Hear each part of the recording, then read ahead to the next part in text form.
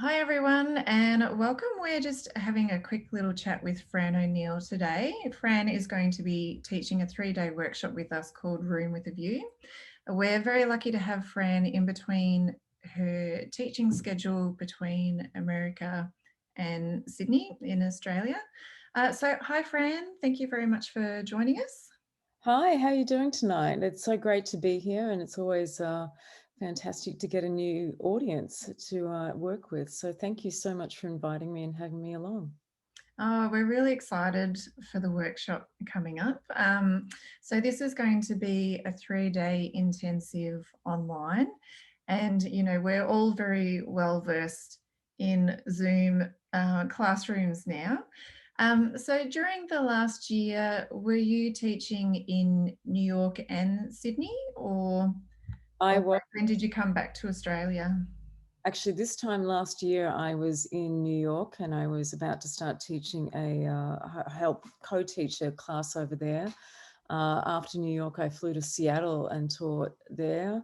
And then when I came back at the very end of February, right before everything sort of closed down around the world, I landed in my little place in Victoria and picked up teaching in Sydney and continued teaching online in New York and Seattle. So I've had quite a versed experience with teaching overall in person, which I love doing, but I've got to say, it surprised me how much the online, how much you can actually get out of it and how kind of phenomenal it is. So it's pretty good.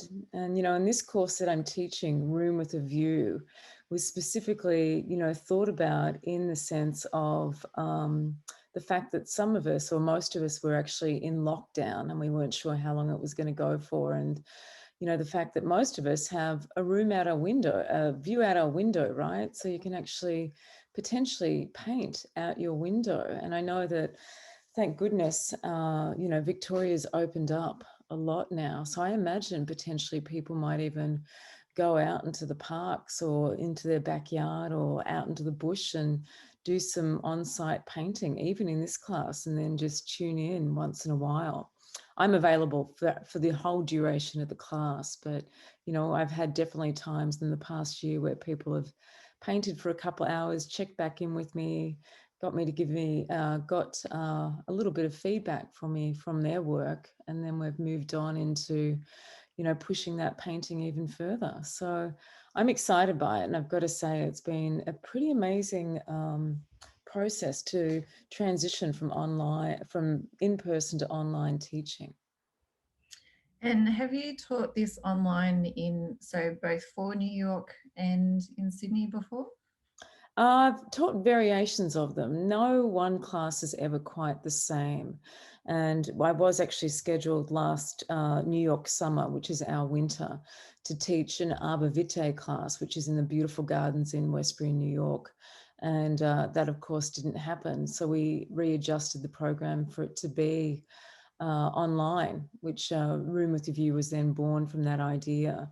And this is where that sort of springboarded from, so that basically, you have the opportunity to hopefully get my experience and my wisdom and, some thought processes on great compositional elements, amazing color palettes. And it's always about, in my mind, just being open to the process and open to change and open to possibilities. And that's led me in ways that are unexpected. And I still work from the landscape myself quite a bit. And I'm located in a gorgeous location in rural Victoria. And, I walk most days in the bush somewhere. And I get inspired, even though my work is quite abstract. What you're looking at now, I do have whole body of work from years ago that was landscape orientated, and I still sit down and do landscape and teach landscape, and I get so much out of it. It's like nature's much more inventive than I'll ever be. And I love the fact that I can take my cues from nature and then I can bring them back into the studio and recreate and rethink about what I get to see and how I experience it.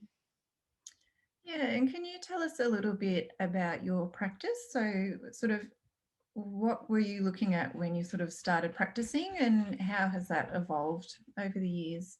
Yeah, sure. I've had actually quite a bit of schooling, which I think is just my journey. Started off in Monash in Melbourne. Got quite a lot out of that class, but also went across to the New York Studio School, where I studied 3 years working from perception. So a lot of that was working figuratively. And then after that, I sort of left the school and was really interested in landscape and did a lot of landscape and transitioned into abstraction all the way through. No matter what, composition's been incredibly important, like how you move, how you think about composition, how you potentially make all the corners interesting, how maybe big movements or forces can come into play, and how color can be really surprising. And ultimately, when I'm making a painting, I never really quite have a clear idea, even when I'm working from landscape, of what is going to occur, because even like watercolor, which I've done quite a bit of, I've been known to wipe it out, like take it back, blot it back right to the paper, or suddenly a cloud storm will come in, and maybe the accumulation of the 4 hours that I've been working on the landscape totally disappear because of that shower storm. And I treat my landscape painting very similar in the way that I do my abstractions, in the fact that, like, I'm always looking for that surprise. I'm always trying to think about different color compositions. Color palettes have been an amazing part of my journey. And I really do think that they can be quite groundbreaking in the way that we mix colors and in the way that we actually start to even find metaphor for the experience. One of my favorite things to do is to get, sometimes students not to use white, or to use any other color for a landscape other than green, right? So you take green out of your palette and you're forced then to find metaphors for the experience of what you're looking at. And most of the time, I would say people come up with much more inventive and interesting things rather than trying to match exactly what's there. It's also about seeing color in landscape too, because we can actually, if you break it down, normally it's warm light and cool shadow, or vice versa, depending on the time of the day and the season. But, in that sense, if you sort of saturate your eye with one area of, say the green leaves, and then you look somewhere else, and then you might actually see in the shadows, that the shadow is actually a lot more redder than what you ever thought it was before. So it's actually using the idea of looking that little bit more intensely as the jumping off point for, really working a landscape and taking it hopefully to a very interesting place that, maybe you haven't been before. And how does it affect your practice as well, you normally split your time between New York and here. So how does those different landscapes work into your practice? I always think I'm chasing light, the effect of light and of movement, and, just seeing what I can do with that. And, there's times where, something will just catch my eye no matter what landscape I'm in. And I won't necessarily, try and recreate that moment, but I'll try and recreate the sensation of it. I'm also quite an avid swimmer, and go in and out of doing different swimming activities. So I feel like that's also influenced some of the work too. But, when it comes to the landscape, there is different light effects that happen from one country to the other. It's also kind of amazing, even when you're in an airplane flying over landscape, how that can really change the effect from that aerial point of view as to when you're standing in front of a mountain looking at it, when you're looking down on it from that aerial view. So I'm always sort of, I think, chasing light and chasing the experience of the landscape, rather than necessarily trying to absolutely recreate it as I saw it. It's more the experience of it. And so for people that were interested in the Room with a View workshop, um, who do you think this workshop would suit best? Is it normally people that have worked with landscape before, or do you get people sort of from all different mediums and themes that like to come along? I love a mixed class. I love having people that have maybe just the curiosity and have wanted to do it, and those people that have maybe worked extensively in landscape. And, the class that I teach in Sydney has a good mix of students, old and new. and very different backgrounds. Some people that are very flat in the way they paint, others that are quite spatial, others that are tonal. So, it's got a broad range, and it's not as if I'm necessarily trying to get you to paint like I am, especially when you look at these as examples. Like, these are total abstractions, but they're hopefully color orientated and light orientated. But the landscape is really about getting you to hone in on your vision and see what interests you, and how do we actually make that even more interesting. It can be a simple thing as like just looking at the corners of the composition, whether they're all the same, or if you were to move something in or create more of a tension with the edge or the corner, then you can actually maybe do something quite different to the painting that you haven't done before.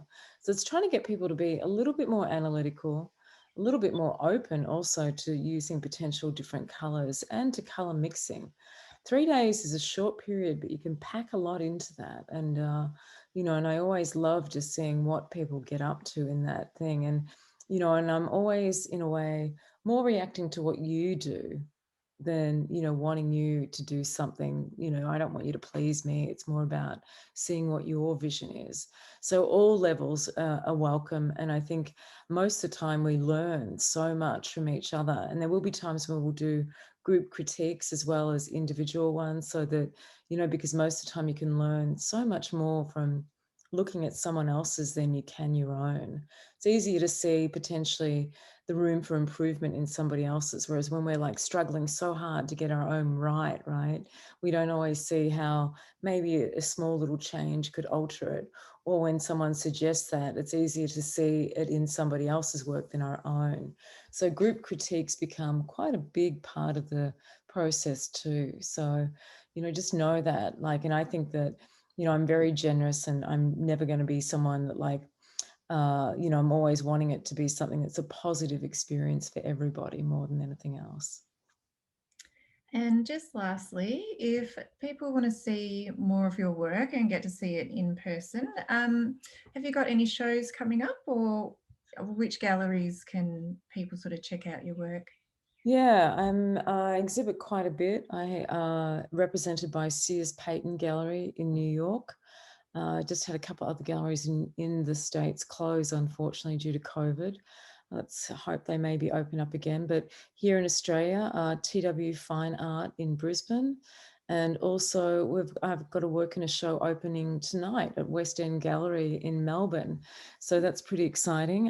Anna's there, and she's always lovely and loves to meet people and has quite a bit of my work there too. So, and I also recently just never got to see the actual show, but exhibited at One Gap Gallery in Brooklyn in New York from September to December, and that was curated by the critic David Cohen, who writes for Art Critical in New York. So pretty active with my exhibiting, and that's what I hopefully and gratefully am going to continue to do.